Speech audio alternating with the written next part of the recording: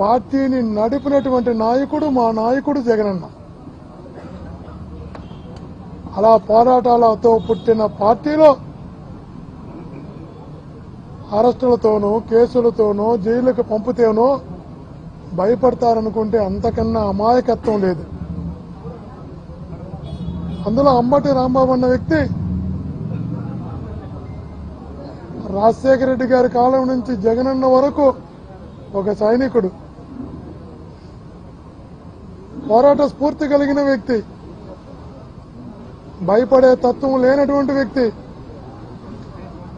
నమ్ముకున్న నాయకత్వం కోసం, నమ్ముకున్న సిద్ధాంతం కోసం ఎంత దాకైనా నిలబడే వ్యక్తి. అలాంటి వ్యక్తిని 36 కేసులు పెట్టినా 360 కేసులు పెట్టినా ఇంకా మొండిగా రాటుదేలి వస్తాడే తప్ప ఈ కూటమి ప్రభుత్వం అనుకున్నట్టు భయపడి పేషెంట్గా రాడు. ముందు ఈ ప్రభుత్వం గమనించాలి, పోరాటాలతో పుట్టినటువంటి వైఎస్ఆర్ కాంగ్రెస్ పార్టీలో ఎవరిని అరెస్టు చేసినా ఒక కార్యకర్తగా ఉన్న వ్యక్తి ఒక సైనికుడై బయటకు వస్తాడే తప్ప పేషెంట్గా బయటకు రాడు అని చెబుతున్నారు. ఒక కొత్త సంస్కృతిని తీసుకొచ్చారు. ఇండ్లపై దాడులు చేయడం, ఇండ్లను తగలబెట్టడం, వాహనాలను తగలబెట్టడం. ఈ సంస్కృతి ఎక్కడి వరకు వెళుతుందో కనీస పరిజ్ఞానం ఉన్న వ్యక్తికి అర్థమవుతుంది. ఆ రోజు చాలా మంది వచ్చారు, రాళ్ళు ఎత్తుకొచ్చారు, కర్రలు ఎత్తుకొచ్చారు, అగ్గి తీసుకొచ్చి అంటిస్తామన్నారు, అంటించారు. ఇవన్నీ కూడా చక్కగా వీడియోలో రికార్డ్ అయ్యారు. అందంగా ప్రతి ఒక్కరూ కనబడుతున్నారు, చాలా చక్కగా కనబడుతున్నారు అందరూ. వాళ్ళకి సహకరిస్తున్నటువంటి పోలీసు అధికారులు ఇంకా బాగా కనబడుతున్నారు. వీళ్ళందరూ కూడా ఈరోజు ఏసీ గదుల్లో ఉండి ఈ పని చేయమని చెప్పినటువంటి ఏ నాయకుడు కూడా రేపు కనబడడు, రేపు రాడు. కానీ ఆ రోడ్డు మీదకి వచ్చి దాడులు చేసిన వ్యక్తి, రాళ్లు విసిరిన వ్యక్తి, భయభ్రాంతులు గురిచేతుకున్న వ్యక్తి మీ పరిస్థితి గురించి ఆలోచిస్తే జాలేస్తుంది. రేపు మీ పరిస్థితి ఏంటి అని. ఆ పోస్టింగ్ కోసం కక్కుర్తుపడి అప్రజాస్వామికంగా వ్యవహరించిన ఈ రకమైన దుర్మార్గాలకు ఒడిగొడుతున్న వ్యక్తులను సహకరించిన పోలీసు అధికారులు రేపు మీ వెనకాల మీరు ఇంత మీ ఉద్యోగ ధర్మాన్ని విస్మరించి ఇంత దుర్మార్గంగా వ్యవహరించారు. రేపు మీ వెనకాల ఎవరు నిలబడతారో అని అడుగుతున్నాం. రేపు మీ పరిస్థితి ఏంటి అని అడుగుతున్నాం. ఒక్కసారి మీరు ఒంటరిగా కూర్చొని ఆలోచించండి. ఆ రోజు మనం సహకరించాం, రేపు మా పరిస్థితి ఏంటి? ఇప్పటివరకు భారతదేశంలో ఉన్న ఏ రాష్ట్రంలో కూడా శాశ్వతంగా ఏ పార్టీ కూడా ఏ రాష్ట్రాన్ని పరిపాలించరా. గొప్ప గొప్ప నాయకులు ఉన్న రాష్ట్రాల్లో కూడా 5 ఏళ్లకో 10 ఏళ్లకో పార్టీలు మారుతూనే ఉన్నాయి. కానీ ఇంత దుర్మార్గంగా వ్యవహరిస్తున్నటువంటి ప్రభుత్వం ఎన్నికలు జరిగితే రేపు ఎన్నికలు జరిగిన ఈ ప్రభుత్వం ఉంటుందన్న పరిస్థితి లేదు. ఇక్కడ ఈ ప్రభుత్వం నిలబడదు కూడా. ఎందుకంటే ఇచ్చిన ఏ హామీను అమలు చేయకుండా ఎన్నికల్లో గెలిస్తే చాలు ఒకే ఒక దుగ్ధతదు నోటుకు వచ్చిన అలువు కాని హామీలు ఇచ్చి, నోటుకు వచ్చిన హామీలు ఇచ్చి ఆ సమయానికి పూట గడుపుకొని ఎన్నికల్లో గెలిచి అధికారంలోకి వచ్చారు. ఈరోజు హామీలు గుర్తులేవు, హామీలు ఇచ్చిన ప్రజలు గుర్తులేరు.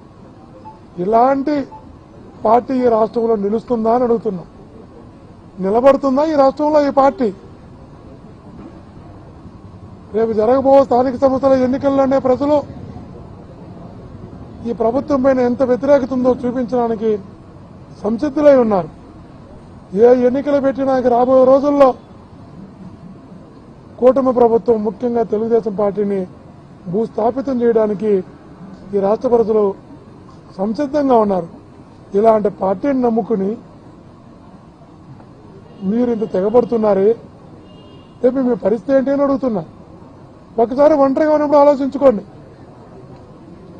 అక్రమ కేసులు పెడుతున్న వాళ్ళు, ఇళ్లపై దాడులు చేస్తున్న వాళ్ళు, ఎవరినో మెప్పించడం కోసం ఎగిరెగిరి పడుతున్న వాళ్ళు, రేపు మీకు దిక్కెవరు అని అడుగుతున్నాం. చేతనైతే తెలుగుదేశం పార్టీ, తెలుగుదేశం నాయకత్వం, కూటమి ప్రభుత్వ నాయకులు వైఎస్ఆర్సీపీతో యుద్ధం చేయాలి. పోలీసు అధికారులు పెట్టుకుని యుద్ధం చేయడమేంది? వాళ్ళు యుద్ధం చేయాలంటే మీ భుజాన్ని వాళ్ళకి అందించడమేంది? మీ పోలీసులు తమ భుజాన్ని అందించి వాళ్ళ తుపాకీ పోలీసులు భుజంపై పెట్టి కాలుస్తున్నారు. ఆ భుజం పోలీసులు అందిస్తున్నారు. ఇది మీ ఉద్యోగ ధర్మమా అని అడుగుతున్నా. మీరు కాల్చినట్ట, మీ మీద పెట్టి వాళ్ళు కాల్చినట్ట. రాజకీయ యుద్ధం చేయాలంటే అధికార పార్టీ వాళ్ళు యుద్ధం చేయాలి. ఖచ్చితంగా చెప్తున్నాం, వైఎస్ఆర్ కాంగ్రెస్ పార్టీ మరలా చెప్తున్నాం, పోరాటాలతో పురుడు పోసుకున్న పార్టీ వైఎస్ఆర్ కాంగ్రెస్ పార్టీ. అక్రమ అరెస్టులకో, అక్రమ కేసులకో భయపడే ప్రసక్తి అంబటి రామమన్నో, చివరెడ్డి భాస్కర్ రెడ్డి ఇంకొకరా కాదు. మా పార్టీలో ఉన్న చిట్ట చివరి కార్యకర్త కూడా భయపడుడని ఈ కూటమి ప్రభుత్వానికి తెలియజేస్తున్నాం. హోంమంత్రి చర్చకు రమ్మంటున్నారు చివరెడ్డి గారు. హోంమంత్రి ఏ డిబేట్ కైనా రెడీ అని ఈరోజు అసెంబ్లీలో చాలా సవాలు విసిరారు. ఏ ఇన్సిడెంట్ కైనా సమాధానం చెప్తాను. చెప్పండి, ఎప్పుడు వస్తుంది డిబేట్ కనుక్కోండి. నాకే మీరు అడుగుకోండి. డిబేట్ బహిరంగ డిబేట్ పెడతాం. బహిరంగ డిబేట్ ప్రజలందరి సమక్షంలో మా డిబేట్ పెడతాం. ఆ డిబేట్ లైవ్ పెడదాం, ఎడిట్ చేయకూడదు. మీ ప్రశ్న ఆన్సర్. ఈ రాష్ట్రంలో శాంతి భద్రతలు ఉన్నాయా లేవా అన్నది బహిరంగ డిబేట్కి ఖచ్చితంగా సిద్ధంగా ఉన్నాం. మాకే అభ్యంతరం లేదు. ఇప్పటికే పత్రికలో ప్రకటన పరిమితమయ్యే స్టేట్మెంట్లు ఇవ్వకూడదు. అదే 4 గోళ్ల మధ్యలో డిబేట్ అవసరం లేదు. ప్రజల మధ్యలో డిబేట్కి సిద్ధపడితే ఈ ప్రభుత్వం పెడుతున్న అక్రమ కేసులు, ఈ ప్రభుత్వం చేస్తున్న అక్రమ అరెస్టులు, ఈ ప్రభుత్వం చేస్తున్న దాడులు, దౌర్జన్యాలు ఆధారాలతో సహా డిబేట్లో లైవ్ వేసి ప్రజలందరికీ చూపిస్తూ అన్ని ఛానల్ లైవ్ పెడదాం. హోంమంత్రి గారు వస్తారా, అంతకన్నా పై వాళ్ళు వస్తారా, ఎవరు వచ్చినా కూడా బహిరంగ డిబేట్కి ప్రజల సమక్షంలో పబ్లిక్ లైవ్ లో ఈ రాష్ట్రంలో జరుగుతున్న దమనకాండ, ఈ రాష్ట్రంలో జరుగుతున్న దౌర్జన్యాలు, ఈ రాష్ట్రంలో మరలా చెప్తున్న అక్రమ కేసులు, అక్రమ అరెస్టులు ఆధారాలతో సహా నిరూపించడానికి సిద్ధంగా ఉన్నాం.